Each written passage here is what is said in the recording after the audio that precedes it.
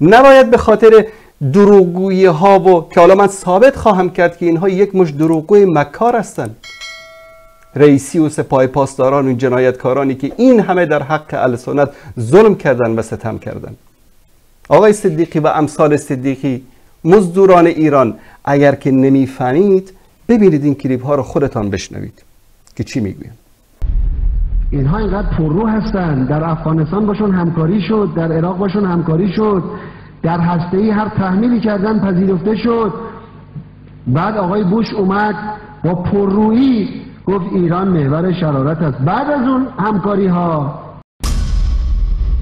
اینها اینقدر پررو هستن. در افغانستان باشون همکاری شد، در عراق باشون همکاری شد، در هسته‌ای هر تحمیلی کردن پذیرفته شد.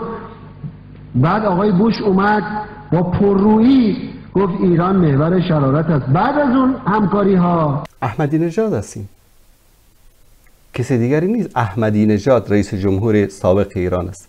اعتراف میکنه که هم در افغانستان باش همکاری شد و هم در ایران در عراق باش همکاری شد. این یکی رو گوش کنید. اینم رئیس جمهور سابق ایران است. قبل از اون احساس دشمنی با صدام نبود. صدام دشمن ما بود، بنابراین ما هم میخواستیم که صدام از بین بره.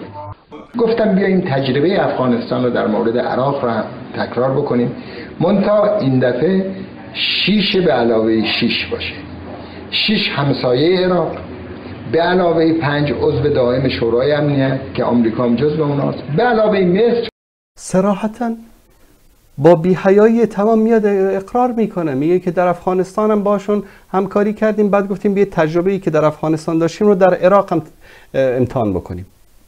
آیا نمیشه به این ایران به عنوان نیرویی که میشود با اون مشکلات را حل کرد نگاه کنیم تا خود این را مشکل بده؟ کدام مشکلات را حل کرد؟ افغانستان را اشغال کرد، سوریه را اشغال کرد، یمن را اشغال کرد، عراق را اشغال کرد، سرزمین‌های اسلامی را گرفتن به دست کفار دادن. این دستاورد اینها بود است. These meetings took place in New York and also in Geneva.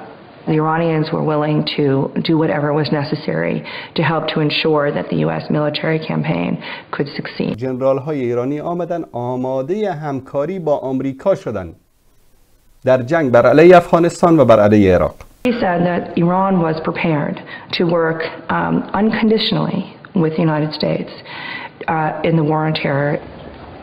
That if they could work with us on this issue, it had the potential to fundamentally transform US-Iranian relations. بدون قید و شرط میگه ایران آماده همکاری شد. ببینید اینو. طالبان دشمن ماست، آمریکا هم احساس می‌کرد طالبان دشمن ماست. و سرنگونی طالبان در درجه اول تامین کننده منافع ایران بود.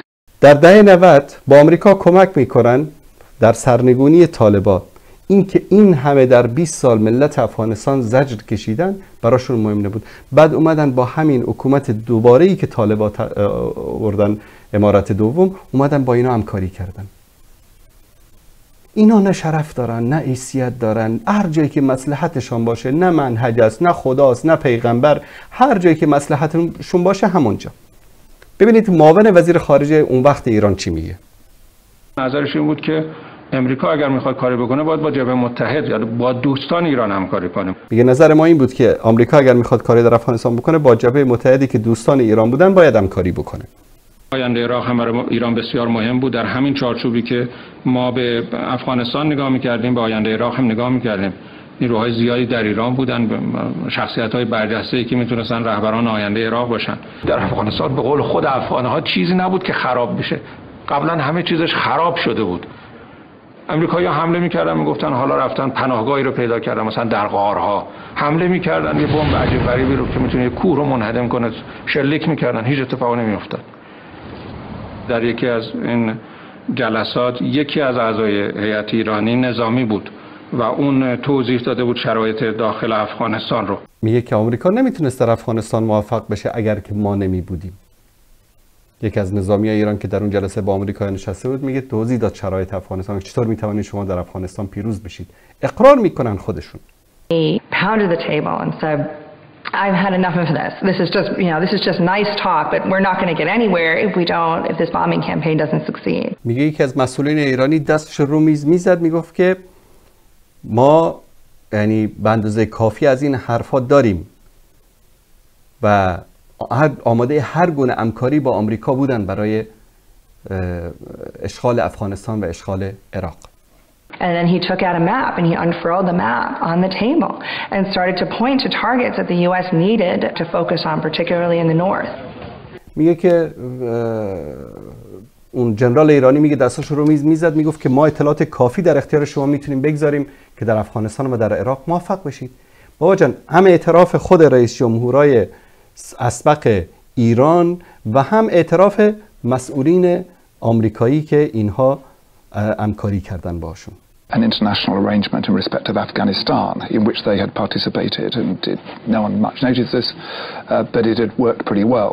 Iran was a big cheese in the region, and it was important for me to see the Iranians, to get them on board for what we were seeking to do with Saddam, which was to get rid of him.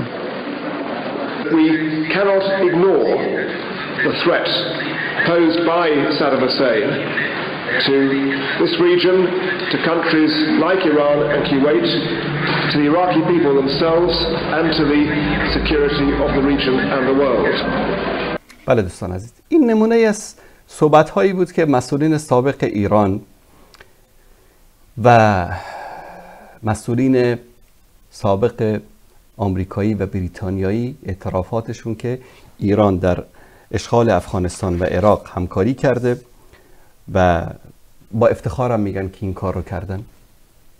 شما تصور بکنید که سبب کشته شدن این همه مسلمان در عراق، در افغانستان و در سوریه سپاه پاسداران و همین حکومتی است که جناب خواجه صدیقی صاحب میایه از اونها تعریف میکنه، از اونها تمجید میکنه.